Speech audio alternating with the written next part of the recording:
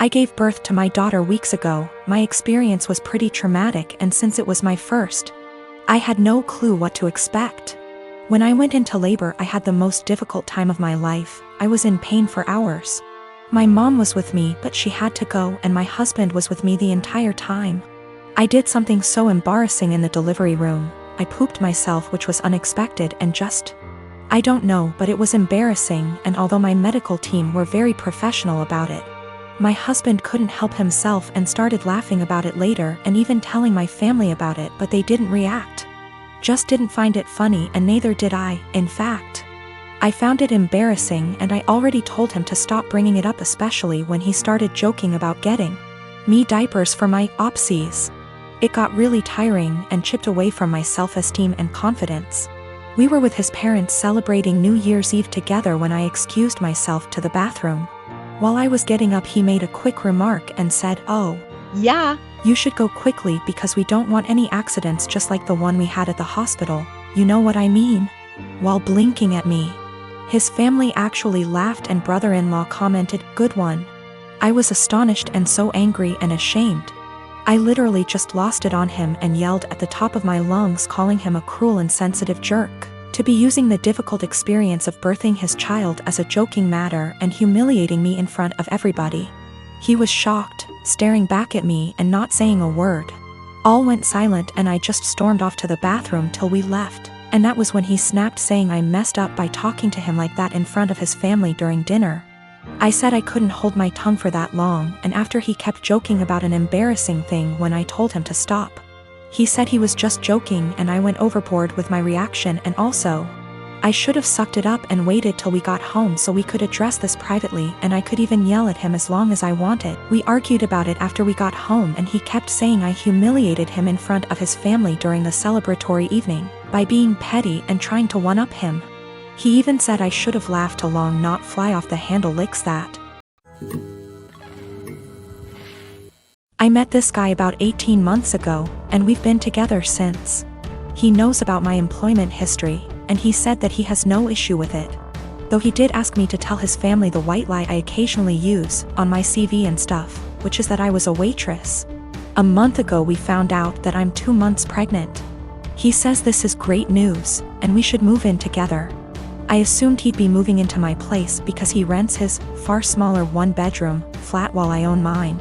And I have room for a baby's room while he doesn't. Also, I really don't want to leave my flat. It's my flat, I love it, I could see myself living here for the rest of my life. And I don't want to lose the security of owning a flat and have to go back to paying rent or a mortgage each month.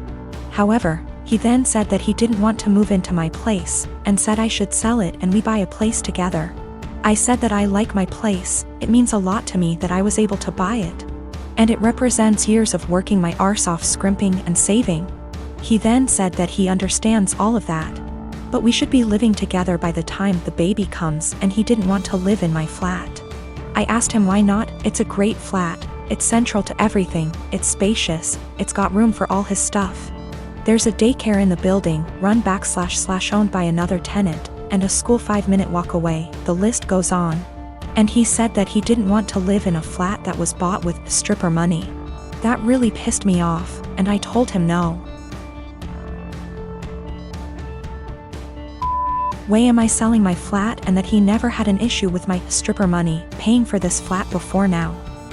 I said I wasn't giving up the security of owning a home for someone who tries to make me feel ashamed about something I don't feel ashamed of. He said that his point is if I sold the flat then we could get a new place with the money from the sale. I said, wouldn't that still be stripper money? And he said that's different, and I asked how. He then said he was going back to his place because I can't talk to you when you're in this state. He's gone back to his flat now, and he's texted me saying I'm overreacting / irrational, and I need to think of this realistically, rather than emotionally. He says he wouldn't feel right raising a child in my flat knowing how I purchased it, and selling back / moving is the best idea of all of us, not to mention the fact he isn't on the deed because it's my place and it would never feel like our place because of this. I feel I might be the arse because I get why he might feel like it's just my place, and I feel I'm being too rigid in a time we need to work together. Plus I spoke to my sister and she sided with him, so 2 out of 3 people think I'm in the wrong here. I dumped him. There was a whole conversation, and during the conversation he said he didn't want to be a parent if I wasn't willing to do everything he wanted, including sharing a house / deed, plus staying together. Also, at the start of the conversation I said what a few people suggested, which was that I'd be willing to sell and split the house with him, provided he paid 50%, and he got very, very angry. Very, very quickly. He also said a few other things, how it's all going to pan out just yet, but it looks like I'm going to be a single mother. One of my best friends lives in a different country. We met years ago online and have talked almost daily to what is approaching a decade. We have both flown back and forth once or twice a year to see the other and hang out, and we've always been there for each other's big moments. She found out last year that she is expecting her first child, and it was amazing news for us all. I was so happy for her to start the family I know she's always wanted with her husband. She came to visit a few months into her pregnancy and asked me to be the baby's godmother. I was over the moon. While we live an 8-hour plane ride from each other. I do have a job that gives me decent vacation allowance and deals with certain airlines that makes visiting manageable. I knew that I could be there for her, and told her that whenever she was ready for someone outside of the family to be there, I would make the trip. Last month, she had her baby shower. And I only found out when I saw on Instagram a mutual friend who lives in the same city as me had surprised her at the shower. I hadn't been invited. I was a little hurt and surprised, but it was the busiest month of the year for the company I work for, and I knew she knew that. So I figured that could be the reason, sent my gift by airmail and said congratulations. However, now she's reached out to me and told me that she has asked another friend, the same person who went to the baby shower, to be the baby's godmother, and that she only wants her child to have one. I felt like I'd been punched in the gut. I was heartbroken and felt a bit betrayed. For 6 months I have been excited to take on the role.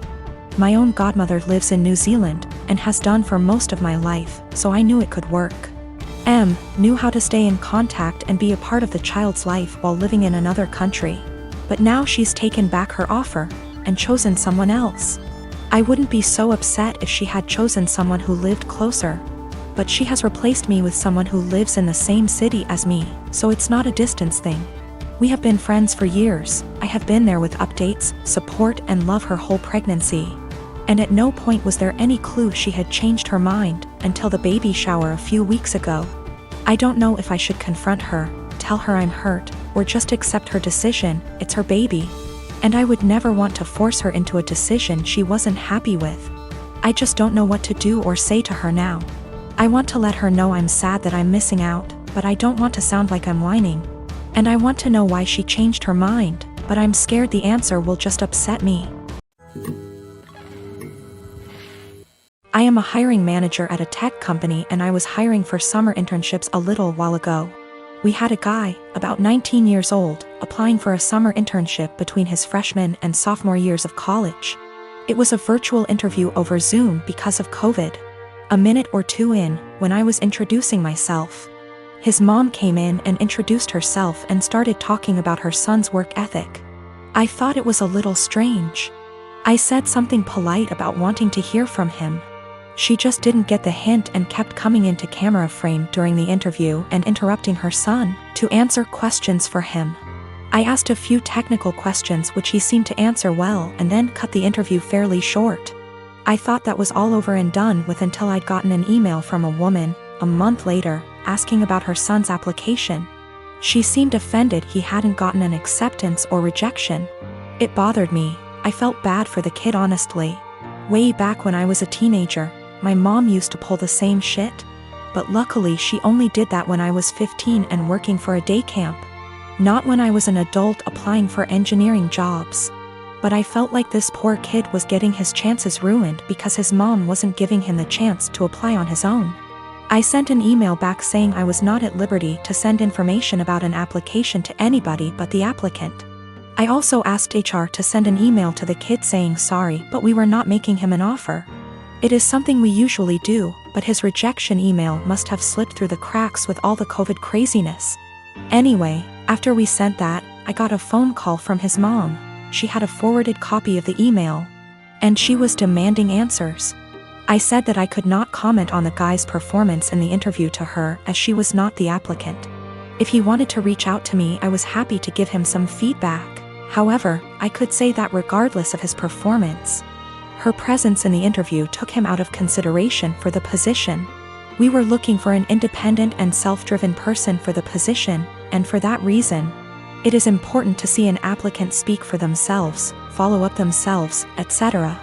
I also said that, as a piece of advice, every hiring manager I've met in my career who sees someone other than the applicant answering questions during an interview, following up on the applicant's behalf, etc., would also put their resume in the "do not hire" pile.